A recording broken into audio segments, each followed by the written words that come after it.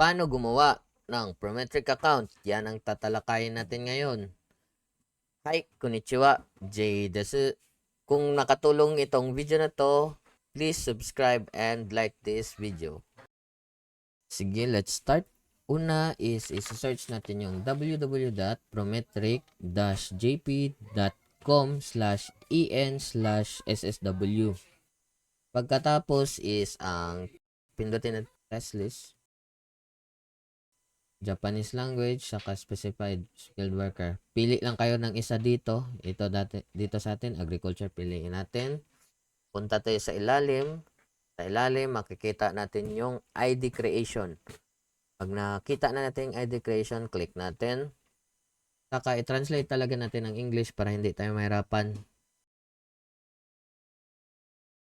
Agree. Saka lagay natin yung email address natin. Dapat mayroong email address tayo. Dito, double check natin yung email address natin.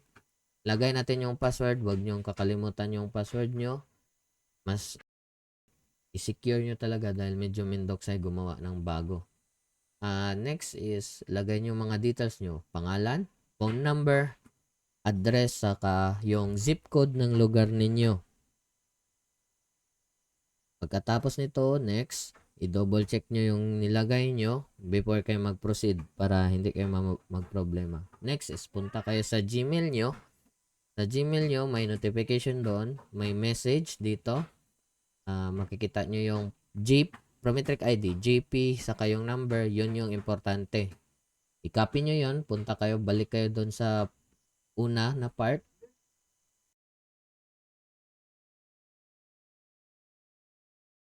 Saka login. Mag-login kayo. Katapos dito, ilagay nyo yung Prometric ID, saka password, saka huwag nyo na din kalimutan ilagay yung CAPTCHA. Saka login. Saka ito na yung Prometric account nyo. Huwag nyo kalimutan na i-change ito into English para hindi kayo mahirapan magbasa saka mag-book. Yun lang. Kung nakatulong tong video na to, please like, share.